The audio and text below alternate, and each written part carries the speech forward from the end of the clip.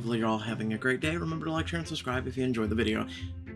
Chapter 15, May Have This Dance. Inside your bedroom, you reach for the buttons of Theo's shirt, heart pounding with excitement and nerves. Someone seems excited. To have you at tonight's gala, obviously. I can't wait. The moment I heard about the gala, I hoped, but I never thought that there would be a way we could... I know, and I can't be there as your actual +1. But this way, we'll still be able to see each other. I happen to like making your dreams come true. He glances down towards your hands as you pop another button free, and you can feel his heart racing beneath your hands. We'll just have to be careful. You don't have a first-class ticket, and if Philip and Adele recognize you, you could be in trouble for sneaking in. And if they ever suspected anything between us, he gently rests a hand on yours, stilling it against his chest. I know what's at stake. Your family, reputation. I'll be as cautious as you want me to be as long as we get to see each other. Alright. Theo shrugs at the last of his clothes. You swallow hard, doing your best not to be distracted by the sight of his exposed skin. I just hope these fancy new duds will fit me. Never worn anything like this before. Theo glances ruefully down at the fine clothing he brought, laid out beside your changing screen. There's only one way to find out. Here, let me help you. Theo pulls on starched black pants, and you reach for his crisp white dress shirt, your fingers brushing against his muscular chest. Linger. Playfully, you push aside his still unbuttoned shirt, trailing your hands lightly over his broad chest. As you skim your fingers down the hard planes of his muscular stomach, Theo stills, his breath catching in his throat. Is everything alright? You seem a little tense. Theo gazes down at you, his jaw tense with barely constrained desire. I can't imagine why. Regretfully, you leave off teasing Theo, though you can't help lingering over his outfit's buttons. I have to admit I'm a little nervous. What if I embarrass myself? Or worse, what if I embarrass you? A sudden rush of affection floods your veins. You pause in your movements to meet his gaze. You could never embarrass me. Just be yourself and everything will be fine. With sure fingers, you finish tying Theo's tie and help him slip into his evening jacket. As you step back to survey the results, he straightens his collar, giving you a roguish grin. Well, how do I look? Very nice. Absolutely perfect. I love how you look in suspenders, but the suit, well, it suits you perfectly. Theo traces a finger down the lapel, admiring the fine fabric. The shirt's a little stiffer than I'm used to, but if it gets you looking at me like that, it's worth it. Don't you have some fancy duds to try on too? I might. You open your closet, not an elegant gold dress you've had prepared. Theo follows your gaze, his eyes widening in appreciation as his lips curve into a sensuous smile. You'd look stunning in that, and I'd love to help you into it. You remember him helping you dress the day you met, but the idea of him doing the same now is even more thrilling. I like these old dresses. Women were dressing so much more uniquely, and just they're left more to the mind than mystery. Then come here and help me. His eyes darken with lust as he steps forward, reaching for the fastenings of your dress. His sure fingers make short work of your buttons, his hands warm against your skin as he starts to push the dress from your shoulders. You seem very eager, Mr. Carter.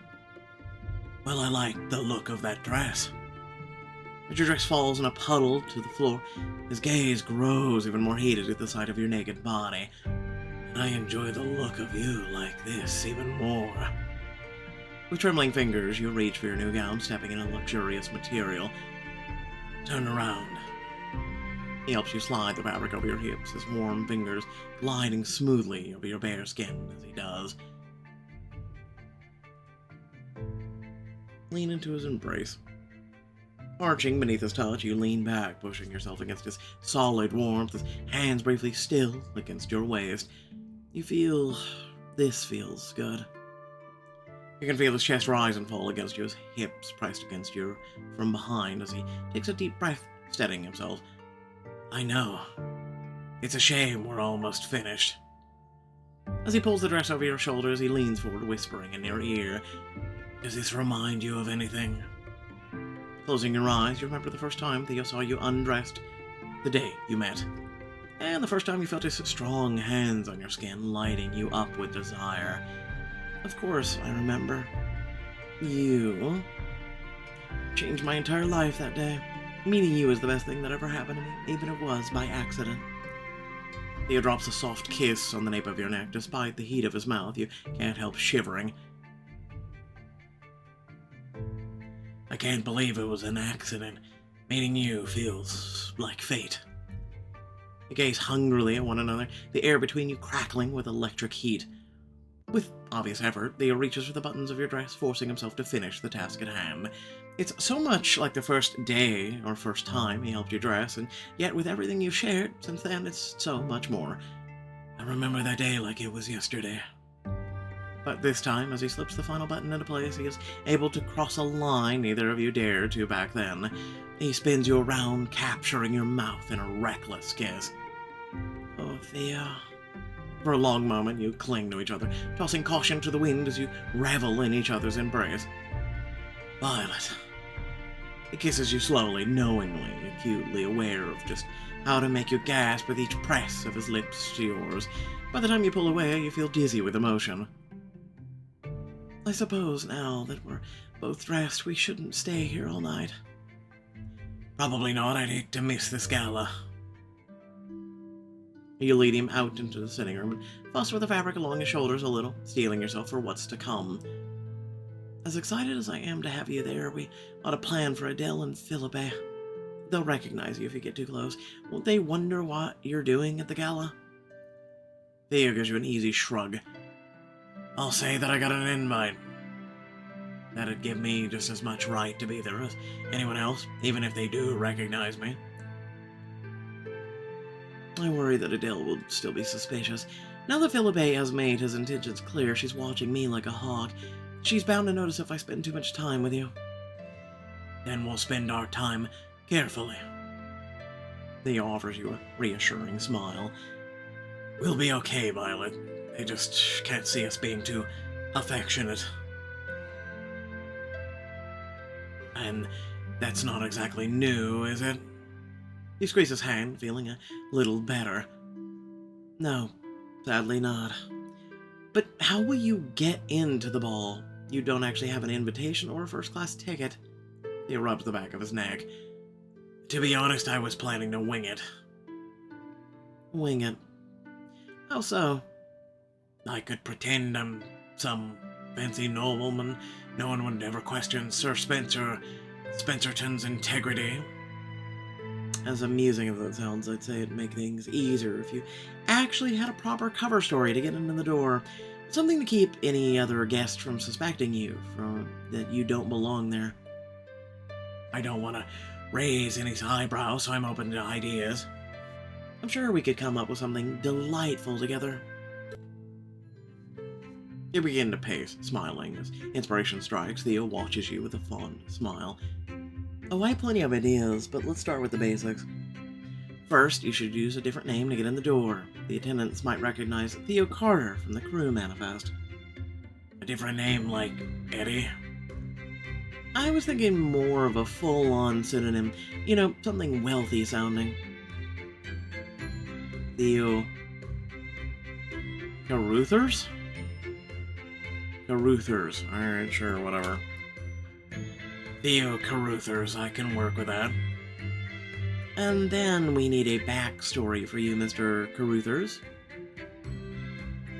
How much backstory are we talking about? No one's going to ask you for your whole life story, don't worry. But the people at this ball in my social circles always want to know how other people made their money. Perhaps Theo mm, made a fortune in oil. If people hear you work in liquid gold, they won't ask many questions apart from asking if you want new investors, that is. Works for me. Theo stands a little taller, lifting a chin high and puts on a stiff, snobby voice. The name is Caruthers. Theo Caruthers. Perhaps you've heard of my vast fields of oil wells. They're famously very oily. They can't be half as oily as you are, Mr. Caruthers. Maybe you could take it down a notch. Theo nods in agreement, bending low over your wrist. He presses a lingering kiss to the back of your hand. A wave of heat washes through you, and he keeps your hand gently held in his as he straightens, offering you a rakish smile. You're right, I haven't even introduced myself properly. It's a pleasure to meet you, Miss Calhoun. My name is Theo Caruthers. You swallow hard, doing your best to ignore the sudden butterflies in your stomach. That's, much better. I have to admit, Mr. Caruthers seems quite charming. If I'd met him on the dance floor, I'd be tempted to get him alone. He pulls you closer, sliding one arm around your waist. His next words are a low murmur. Sure, Mr. Caruthers would be happy to oblige. He leans in to press another kiss to the back of your hand, still held in his. He presses another kiss to your wrist, trailing up your arm, punctuating each word with a kiss as he goes on. He'd shower you with the most lavish compliments, order the finest champagne in your honor, and then he brushes another kiss along the dip of your collarbone, his breath ghosting against your skin. He'd whisk you away to a very private alcove at the edge of the dance floor. To have his way with me, if this alcove is private enough, it'd be a shame to waste our time. Theo lets out a low chuckle in agreement, and his work-roughened hands are sliding beneath your skirt. Damn shame, especially since I'd be thinking about this from the moment I saw you on the dance floor. He captures your mouth in a heated kiss, his fingers quickly tracing over the thin, silky fabric of your underwear. He teases you with a gentle strokes. By the time he pulls away, your entire body is flush with heat and crying out for more. Hands trembling a little with want, you smooth the skirts of your elegant gown. For someone who talked me into this new dress, it certainly seems like you want me out of it. He just grins, bending low to press another gentle kiss to your lips. Can you blame me? Theo Caruthers may be shared fiction, but Theo Carter is all too real and all yours. You pull him close, your lips finding his again. Theo groans against your mouth, his touch searingly hot, even through your dress. What I wouldn't give to take you right here. I wish you could. But despite your pulse thundering in your veins and your body crying out for more, you force yourself to step away. We can't stay here much longer, though. Theo nods regretfully, raising your hand to his mouth. He presses a final intimate kiss to your palm. You're right. Theo Caruthers is as ready as he'll ever be. We've got a party to get to. I think I know someone who will be glad to get you in the door. A few minutes later, you and Theo arrive at a grand marble staircase just outside of one of the ship's event halls. Ah, yes. The stairwell that became infamous to the Titanic film. Other guests filter slowly through the doors, marveling at the dome skylight overhead. Theo whispers to you in a low, odd voice. I've heard people talk about the grand staircase, but I didn't realize it would be this. Grand? Puns. Beautiful. Touched by Theo's awe-struck expression, you give his hand a subtle squeeze. Just remember, you're as entitled to that beauty as the rest of us. As the other guests make their way past, you hear the murmuring in approval at the side of your gown. Why, that dress is just divine. And what a fine couple she and that handsome young fellow make. Seems like you're popular. It seems like we are. Now, where's Loretta? I'm sure she'll help Theo get in if she could. But you see no sign of her as the crowd carries you towards the entrance, where staff members checking each guest's invitation. Invitations, please. Of course. As you hurriedly fish yours from the handbag, Theo draws himself up in his full height, staring haughtily at the attendant. I'm afraid my valet has misplaced my invitation, but surely you recognize me without it. My name's Caruthers, Theodore Caruthers. Sorry, I'm not familiar with. Theo gives the man the frostiest look you've ever seen, one that could put even Adele's glares to shame. You haven't heard of Caruthers Oil Empire? Where were you raised? A big sky? I've never been so offended in my life. As the attendant's eyes widen in alarm, you do your best to hide a smile, looking indignant on Theo's behalf. How awful. I hope your supervisor doesn't hear of this. Mr. Caruthers isn't someone you want on your bad side. He could ruin the White Star Line's reputation with a single word.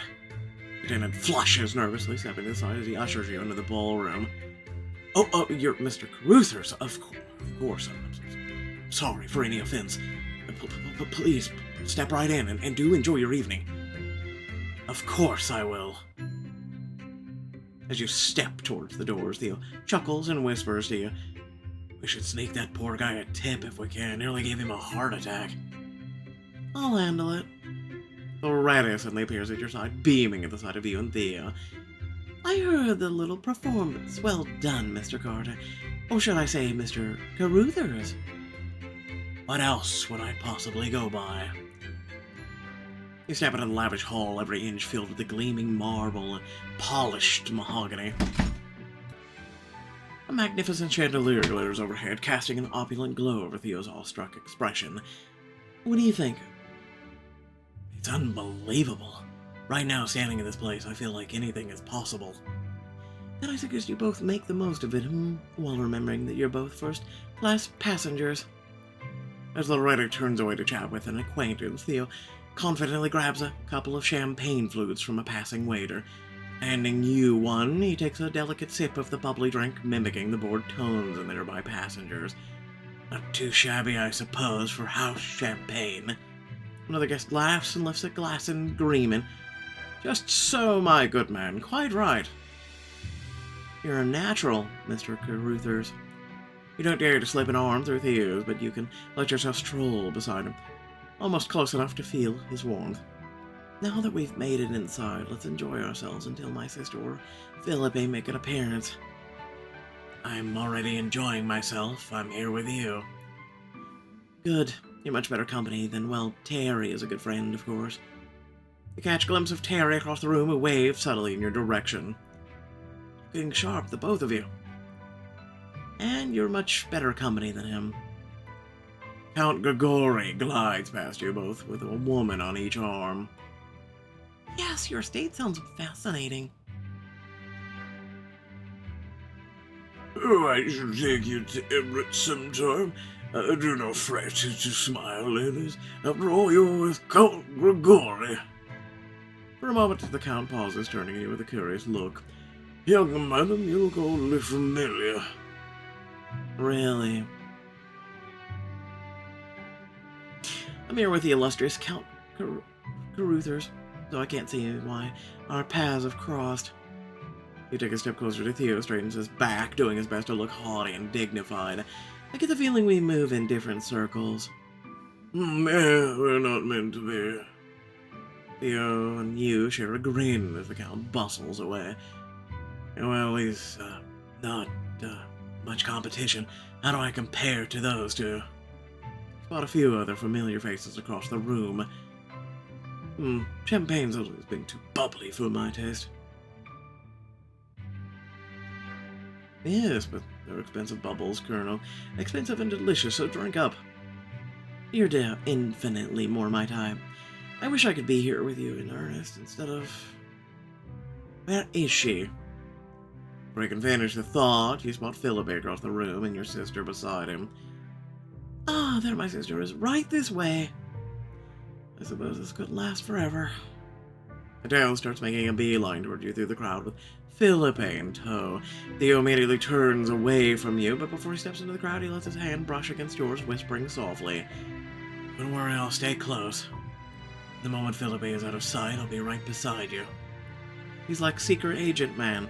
As Theo slips into the crowd, you take a deep breath, turning to greet Adele and Philippe. Violet, I was looking for you just outside. I thought you and his lordship could make a proper entrance together. I'm sorry, I saw Miss Langley and some friends and got swept in. Well, you're here and quite punctual, so I can forgive it. It's so lovely to see you again as usual. You bristle at the unctuousness in his voice, remembering his harsh words on the deck last night. I'm glad to be at such a fine party. Adele looks at you sharply as you avoid returning Philippe's compliment, but he doesn't seem to notice the slight. Ah, yes, it's about time they gave us some real entertainment on this voyage. Now come along. I want you and your sister to mingle with the very best company the Titanic has to offer. Of course, we'd be honored. Yes, of course we would. With a small sigh, you follow Philippe and Adele towards the edge of the ballroom where a group of wealthy passengers are gathered. You recognize the snobbish Lady Gordon from the charitable ventures below the decks and the others from your dinner with the captain. Oh, Philippe, you're back. We were just discussing the size of the crowd. Surely it wasn't necessary to allow quite so many people to the gala. True. Too true, Lady Gordon. Just because someone can pay for a first-class ticket doesn't mean they belong here. The other passengers laugh and raise their glasses in agreement. You suppress another sigh. But just then you spot Theo beside the drinks table. He puts on a haughty face and mouths a few words in clear mimicry of Philippe. Oh, yes. I oil my hair 3 times a day with the finest eau de parfum from Paris. You stifle a laugh, but can't quite hide your smile as Theo's jokes ease some of the tension from your shoulders. Is something funny, Violet?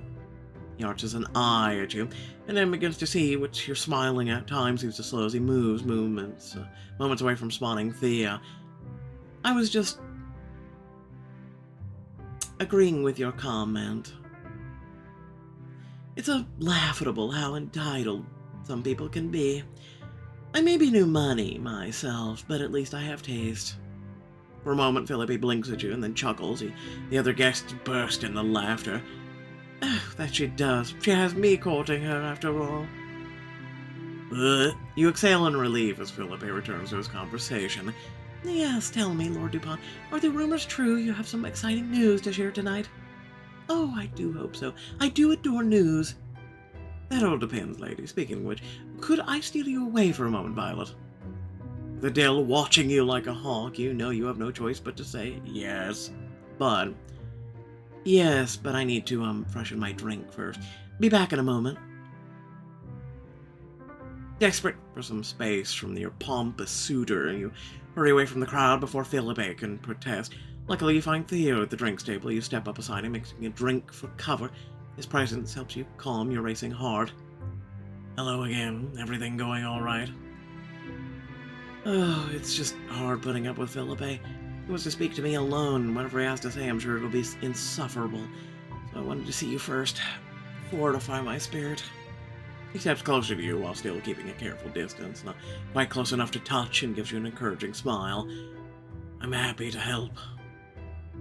But what about you? What do you think of the party so far? Well, I learned that hors d'oeuvres just means any kind of fancy snack, and I drank a glass of champagne worth more than my fiddle. Normally, it'd be a bit rich for my taste, but being here with you makes it feel like something out of a fairy tale. Happiness spills through in a flood of fizzy warmth.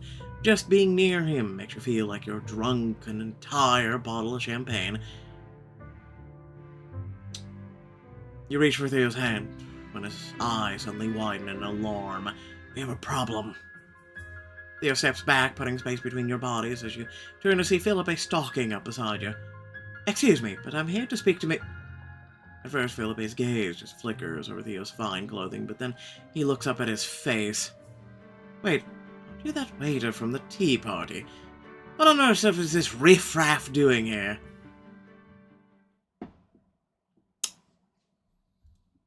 I hate rich, entitled people. Anyway, without further ado, please remember to like, share, and subscribe. If you did enjoy the video, head down the description. Plenty of things to check out, as well as ways to become an intricate part of this family, this community that we have here. Without further ado, there's also the join and thanks features that are integrated into YouTube. Consider checking those out as well. Besides that, oh my god. So, can someone explain to me how you can live a life of thinking you're better than everyone else? Seriously, I don't understand it. Um, like, I'll just say this and I'll move on. Pretty much, I feel like a lot of these people that act this way, and let's be honest, there's a lot of them that act this way to this day. A lot of celebrities, actors, actresses, singers, like the whole nine yards. A lot of influencers too, especially content creators that just think a lot of us are just beneath them. They don't read the comments because you're beneath them. They don't like listen to you at all. They live in a bubble. Don't expect to pop that bubble. They can get away with most anything because money can buy them outright. Do you know who I am? And all that other garbage. And I think a lot of these people, one, need to grow up with a little humble pie, and also, two, need to be constantly humbled in their life. Three, anybody that's actually defending these people, especially multi-million slash billion dollar companies, need a reality check that these people do not actually care about you, especially if you actually are employed with them. They do not care about you, and they will replace you literally and figuratively with bought employees, views, or anything else. You are literally and figuratively pretty much just a piece of toilet paper to them that quickly they will use and flush. Okay? That is how I always looked at rich people, and that's how rich people look at us. Okay? There's a reason we're all right now going through a lot of despair and not having great times monetary wise or in our life wise. There's even people struggling to even feed their families, let alone themselves. And even now, people like, for instance, even people in the political parties on both sides of the world and both sides of the aisle pretty much sit down and have wonderful, lavish lunches and go to things and events where they drink wine and all this other crap. And pretty much in the evening wear, let alone the food that they have, is more than most of us make in a month for one evening, and some lunch brunch afternoons that they have than most of us make in a month, let alone a year. I want you to think about that. These are people in political parties. That's it. That's my rant. Okay? We either stick together and pretty much fend for ourselves and speak with also our wallets, or, yeah, no, these people will continue to run the world. Otherwise, I know YouTube's hating me right now because I always constantly stood up against their CEO, and I continue to stand up against the new current one, too. Thanks again for watching. Love your beautiful faces, and I'll catch you all in the next video. Peace out.